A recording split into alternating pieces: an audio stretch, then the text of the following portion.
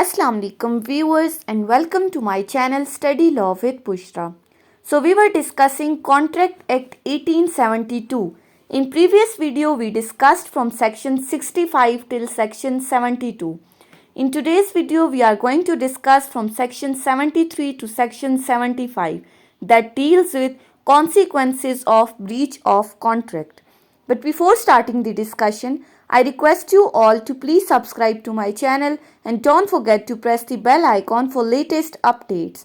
Do share this video with your friends and don't forget to comment your feedback. So let's move towards the discussion. Consequences of breach of contract.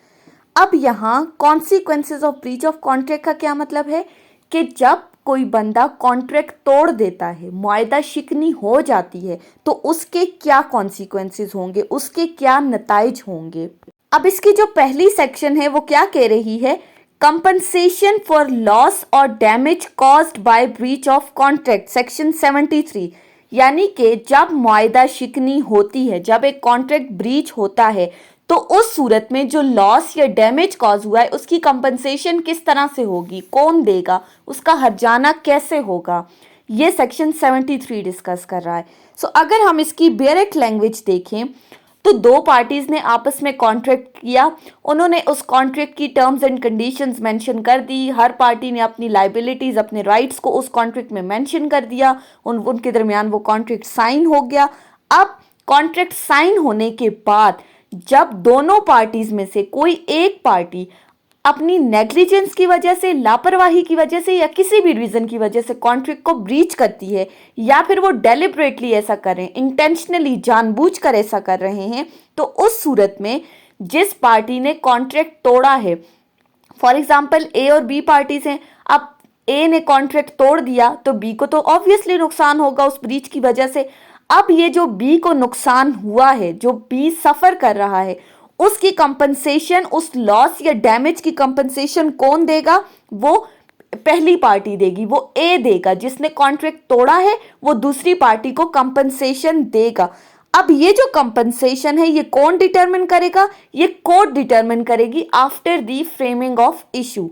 अब इस section 73 का हमारे पास एक part B है जो ये कहता है compensation for failure to discharge obligation resembling those created by contract।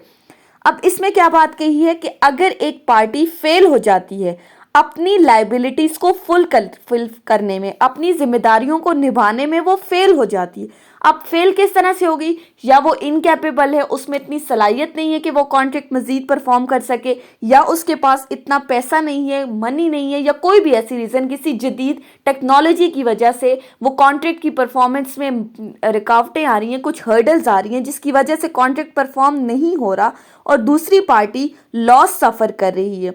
तो जिस पार्टी ने लॉस सफ़र किया है वो क्या करेगी, वो कोर्ट में जाके केस फाइल करेगी, और केस फाइल करने का मकसद क्या है, ताकि वो दूसरी पार्टी से कंपनसेशन ले सके।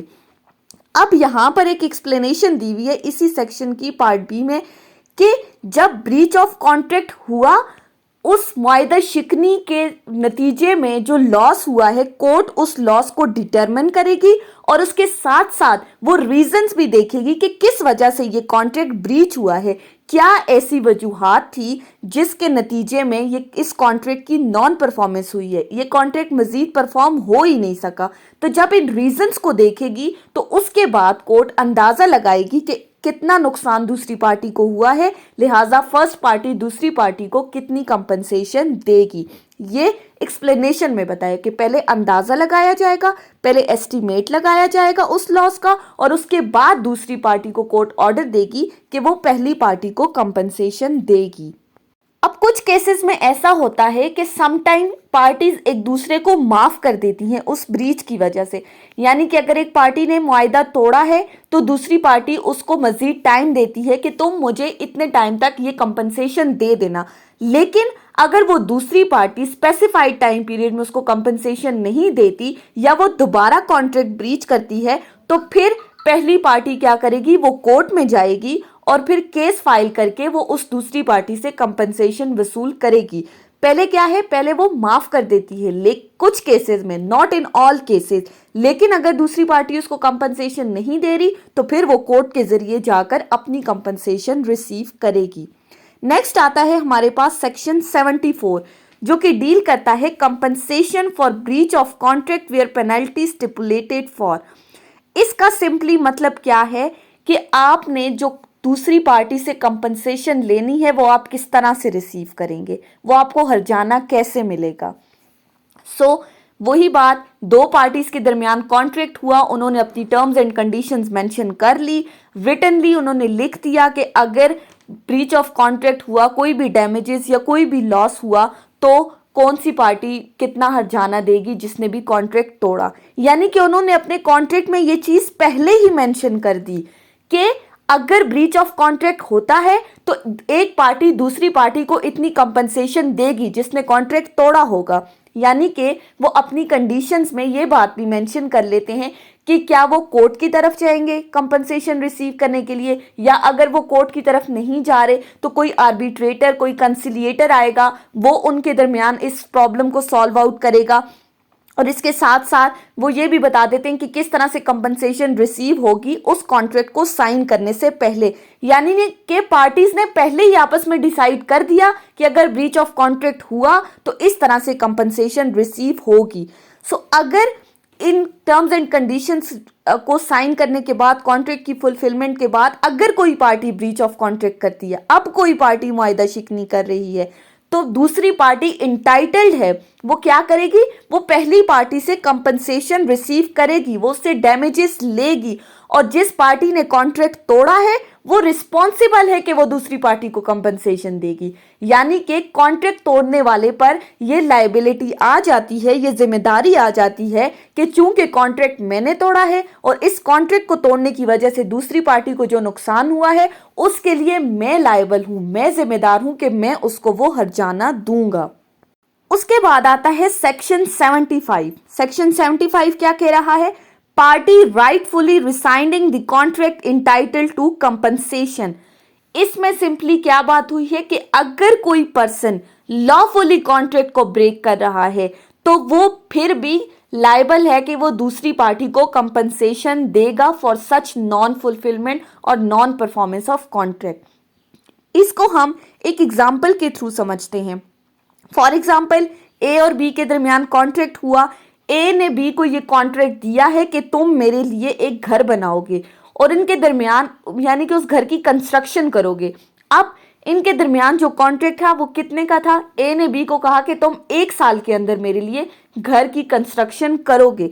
अब बी क्या करता है, 1 साल के अंदर घर तामीर नहीं कर सकता, वो किसी भी रीजन की वजह से, चाहे वो डेलिबरेटली नहीं तामीर कर सका या कोई और रीजन थी जिसकी वजह से नॉन फुलफिलमेंट हुई कॉन्ट्रैक्ट की, या उस पर बर्डन बहुत ज्यादा था काम का जिसकी वजह से उसने ये घर नहीं बना सका। तो अब ए बी को कहता है कि अब तुमने मेरे लिए 1 साल में घर नहीं बनाया तो क्यों ना हम इस कॉन्ट्रैक्ट को तोड़ देते हैं, हम इस कॉन्ट्रैक्ट को खत्म कर देते हैं।